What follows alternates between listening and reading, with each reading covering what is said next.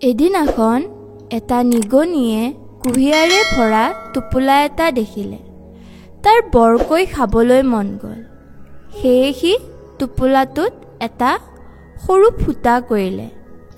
ফুটাটোৰ মাজেৰে সি তাৰ ভিতৰত সোমাই গ'ল। সি বহুত কুঁহিয়াৰ খাইছিল। সি ভৰপূৰ অনুভৱ কৰিছিল আৰু বৰ সুখী হৈছিল। এতিয়া তাৰ ওলাই আহিব মন গ'ল আৰু সি সৰু ফুটাটোৰ মাজেৰে ওলাই আহিবলৈ চেষ্টা কৰিলে, কিন্তু সি নোৱাৰিলে। সি পেটটো ভৰাই নিজকে পেটুলা বনাই লৈছিল।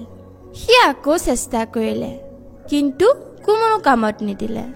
নিগনিটোৱে কান্দিবলৈ ধৰিলে। তেতিয়া এটা শহাপহু পাৰ হৈ গৈ আছিল। ই নিগনিটোৰ কান্দোন শুনি সুধিলে, বন্ধু, কিয় কান্দিছা?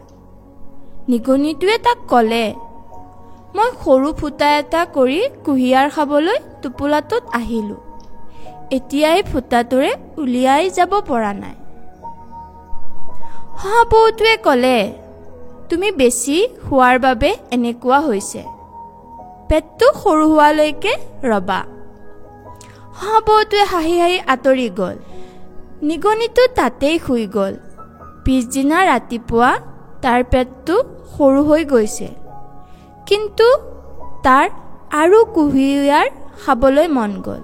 মোনাটোৰ পৰা ওলাই অহাৰ কথা সি পাহৰি গ'ল। সি আকৌ কুঁহিয়াৰ খালে আৰু তাৰ পেটটো সঁচাকৈ আকৌ ডাঙৰ হৈ গ'ল। খোৱাৰ পিছত নিগনিটোৰ মনত পৰিল যে সি পলাব লাগিব, কিন্তু স্পষ্টভাৱে সি আকৌ নোৱাৰিলে। গতিকে সি ভাবিলে, এতিয়া অহাকাইলৈ ওলাই যাম। তেনেতে এটা মেকুৰী টোপোলাটোৰ ওচৰেৰে পাৰ হৈ গ'ল। টোপোলাটোত থকা নিগনিটোৰ গোন্ধ সি পালে আৰু টোপোলাটো খুলি সি নিগনিটো খাই দিলে।